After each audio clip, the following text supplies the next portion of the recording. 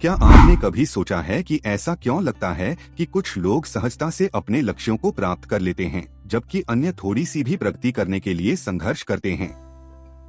The power of your subconscious mind के लेखक Joseph Murphy के अनुसार सफलता की कुंजी हमारे अवचेतन मन की अप्रयुक्त शक्ति का उपयोग करने की हमारी क्षमता में निहित है। इस परिवर्तनकारी पुस्तक में मर्फी हमारे चेतन और अचेतन मन के बीच के आकर्षक संबंधों की पड़ताल करता है और हमारे अवचेतन की अपार क्षमता में दोहन के लिए शक्तिशाली तकनीकों का एक सेट प्रदान करता है। अपने विचारों और विश्वासों को पुनः प्रोग्रामिंग करके और कल्पना और प्रतिज्ञान की शक्ति का उपयोग करके हम अपनी वास्तविक क्षमता को अनलॉक कर सकते हैं और अपने बेतहाशा सपनों को प्राप्त कर सकते हैं। इस पुस्तक सारांश में हम the power of your subconscious mind से प्रमुख विषयों और अंतर्दृष्टि का पता लगाएंगे, हमारी वास्तविकता को आकार देने में विश्वास और विश्वास की भूमिका सहित सकारात्मक सोच और आत्मचर्चा का महत्व और दृश्य और मानसिक कल्पना की शक्ति। चाहे आप अपने स्वास्थ्य, धन, रिश्तों या करियर में सुधार करना चाहते हो, आपके अवचेतन मन की शक्ति आपकी आंतरिक क्षमता को अनलॉक करने और अपने सपनों का जीवन जीने के लिए एक व्यावहारिक और प्रेरक मार्गदर्शिका प्रदान करती है। परिचय। इंट्रोडक्शन। मानव मन एक अविश्वसनीय मशीन है जो अगर सही तरीके से उपयोग किया जाए तो महान चीजें हासिल कर सकती है। The power of your subconscious mind पुस्तक में डॉक्टर जोसेफ मर्फी इस बात की पड़ताल करते हैं कि अवचेतन मन का उपयोग आपके जीवन को बदलने के लिए कैसे किया जा सकता है। यह पुस्तक आपके मन की अपार क्षमता को समझने और अपने लक्ष्यों को प्राप्त करने के लिए इसका उपयोग करने के लिए एक मार्गदर्शक है। 1963 में पहली बार प्रकाशित होने के बाद से इस पुस्तक की लाखों प्रतियां बिक चुकी हैं और इसने अनगिनत लोगों को अपने जीवन को बेहतर बनाने में मदद की है। पुस्तक में चर्चा की गई तकनीकें आज भी प्रासंगिक हैं और वे किसी की भी मदद कर सकती हैं जो अपने अवचेतन मन की शक्ति का उपयोग करना चाहता है। इस लेख में हम प्रमुख विषयों और अध्यायों के अवलोकन सहित पुस्तक का एक व्यापक सारांश प्रदान करेंगे। यह निर्धारित करने में आपकी मदद करने के लिए कि क्या यह पढ़ने योग्य है, हम पुस्तक का विश्लेषण और मूल्यांकन भी करेंगे। इसलिए यदि आप अपने अवचेतन मन की शक्ति के बारे में अधिक जानने में रुचि रखते हैं तो आगे बढ़े। अवलोकन। ओवरव्यू। आपके अवचेतन मन की शक्ति जोसेफ मर्फी द्वारा लिखी गई एक स्वसहायता पुस्तक है जो पहली बार 1962 में प्रकाशित हुई थी। अपने लक्ष्यों को प्राप्त करें और एक पूरा जीवन जिएं। लेखक जोसेफ मर्फी एक नए विचार मंत्री और व्याख्याता थे जिन्होंने विभिन्न आध्यात्मिक परंपराओं और उपचार विधियों का अध्ययन किया।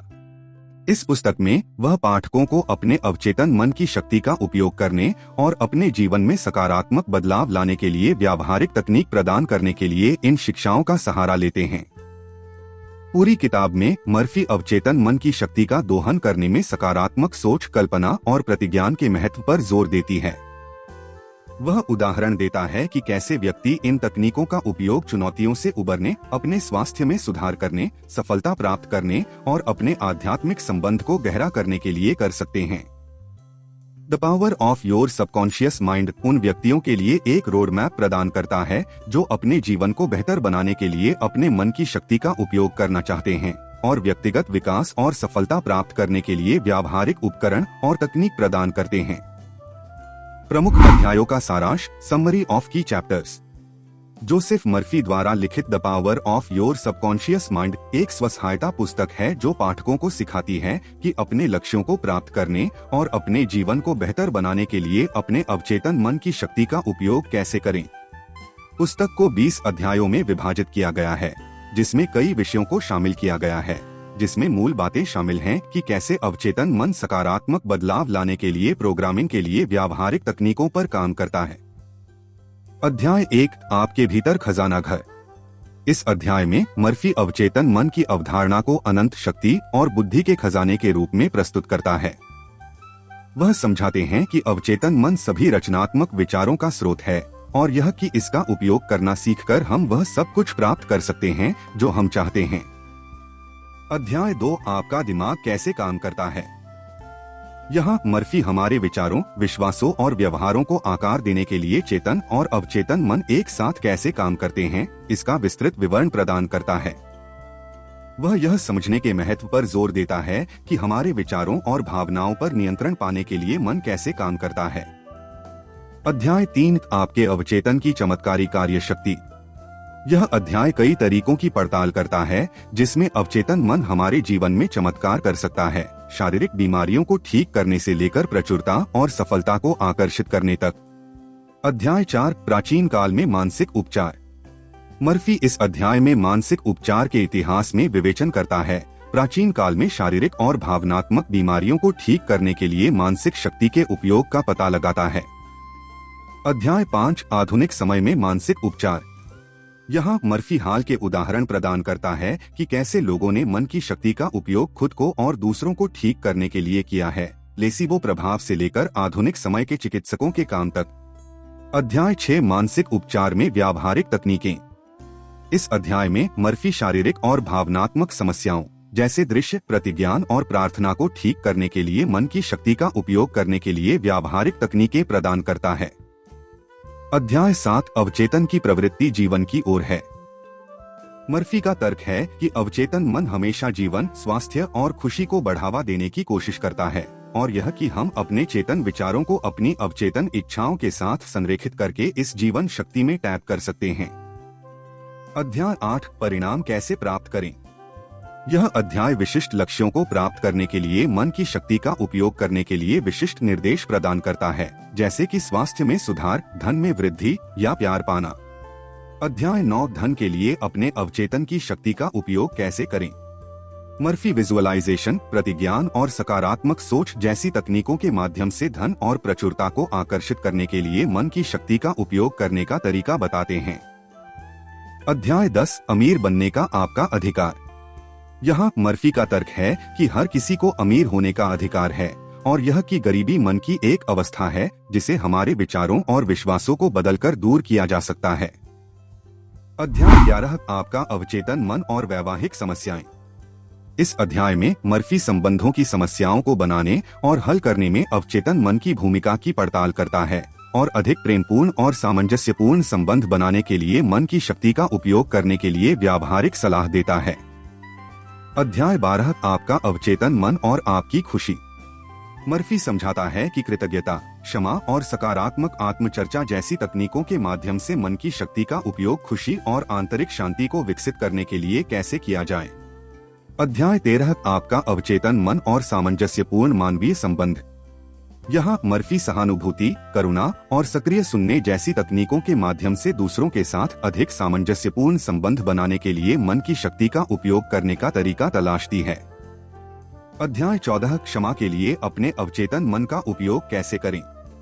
मर्फी बताते हैं कि स्वयं को और दूसरों को क्षमा करने के लिए मन की शक्ति का उपयोग कैसे करें और क्षमा करने से हमारे जीवन पर क्या गहरा उपचार प्रभाव पड़ सकता है। आपके अवचेतन मन की शक्ति एक अंतर्दृष्टिपूर्ण और प्रेरक पुस्तक है जो पाठकों को जीवन में सफलता और खुशी प्राप्त करने के लिए व्यावहारिक सलाह प्रदान करती है। सकारात्मक सोच और विजुअलाइजेशन पर लेखक का जोर विशेष रूप से सहायक है क्योंकि यह पाठकों को दिखाता है कि वे अपने अवचेतन मन की शक्ति का उपयोग कैसे करें ताकि वे अपनी इच्छा के अनुसार जीवन का निर्माण कर सकें। पुस्तक में उल्लिखित तकनीकों का पालन करके पाठक अपने मन की गहरी समझ विकसित कर सकते हैं और अपने विचारों और भावनाओं पर नियंत्रण प्राप्त कर सकते हैं। विश्लेषण और मूल्यांकन, एनालिसिस एंड इवैल्यूएशन।